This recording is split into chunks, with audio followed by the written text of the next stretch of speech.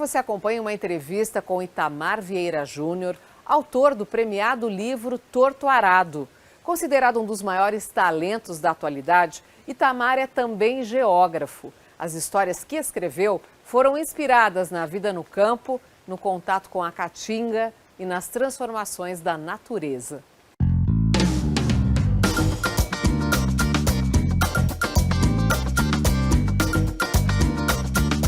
Na beira da praia, na sombra da floresta. Engraçado, eu cresci no litoral, então eu cresci na zona da mata e da Mata Atlântica. Tudo era muito verde à minha volta, mas desde que eu comecei a estudar geografia, eu passei a viajar com frequência. E depois, como servidor público, basicamente, metade do mês eu passava no campo. Baiano de Salvador, Itamar Vieira Júnior se encontrou mesmo na beleza ressequida da caatinga. Você percebeu o magnetismo, né, com que eu falo da caatinga, porque de fato é um ambiente muito especial por toda essa resiliência, por aguentar passar bastante tempo sem água e por brotar cheio de vida na menor chuva, né? As personagens são como aquelas espécies também, que pode murchar em algum momento e vão se agarrar às esperanças para poder desabrochar de uma maneira poderosa, né? Os personagens nascidos da imaginação do escritor nas agruras do sertão correram o mundo. Com 100 mil exemplares vendidos no Brasil, o livro Torto Arado ganhou prêmios e leitores encantados ao descrever a vida precária de um grupo de trabalhadores rurais. Tal qual o personagem Zeca Chapéu Grande, Itamar percebe no campo que a natureza não é mais a mesma.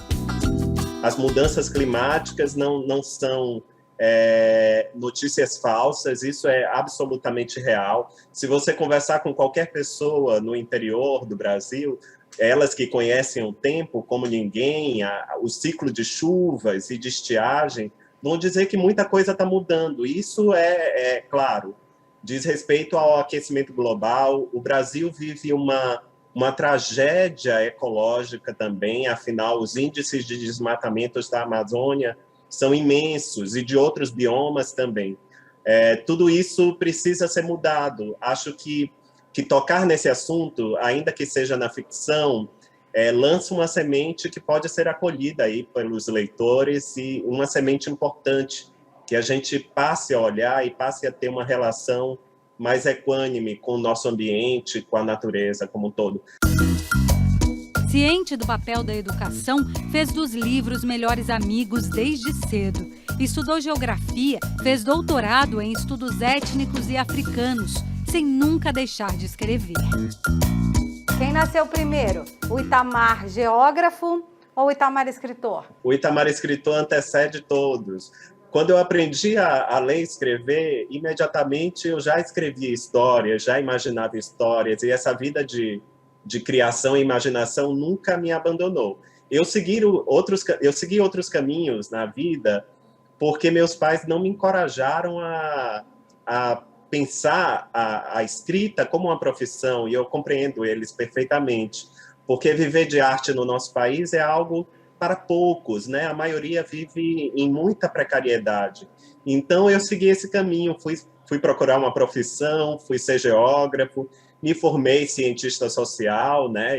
Eu percorri toda essa trajetória acadêmica e acho que foi algo muito positivo, porque influencia de maneira definitiva a forma que eu escrevo. Então, enquanto eu escrevo e quando eu escrevo, eu tenho uma consciência mais ampla que extrapola as personagens, né? As personagens não são elas apenas, é o entorno delas também. E acho que essa consciência veio pelos meus estudos na geografia, no campo da antropologia, das ciências sociais.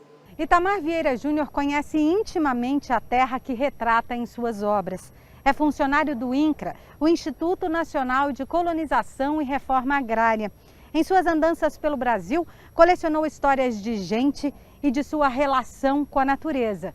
Para ele, a conservação do meio ambiente passa pelo respeito aos povos tradicionais. O Brasil é um estado multicultural, multiétnico, Aqui há espaço para todos e a gente precisa preservar aqueles que historicamente foram expoliados dos seus direitos. Então, o genocídio indígena, o genocídio negro, todo o processo de exploração precisam ser revertidos. E a forma de revertê-los é abrigando, acolhendo os povos tradicionais. Precisamos encarar essas pessoas como verdadeiros professores, mestres mesmo. Eles têm muito a nos dizer. E há muito a nos ensinar como cuidar da terra, como cuidar da mata, como cuidar do outro. O autor acaba de lançar Doramar ou A Odisseia, uma coletânea de 12 contos que também trazem histórias da vida simples no campo, dos bichos do mato, da religiosidade, impressos em suas páginas. Com palavras, ele distribui sementes de esperança para transformar o leitor em cúmplice na luta pela vida. Quando a gente não desiste, quando a gente persiste, isso pode, de fato, mudar o nosso mundo, mudar o nosso entorno. Então, é a minha ação escrevendo, é a minha ação conversando, externando as coisas que eu acredito, é a minha ação que existe por trás, né, em relação à natureza, às pessoas, aos animais. Acho que todos nós devemos cultivar esse sentimento. Só assim esse país será um lugar melhor, não tenho dúvidas.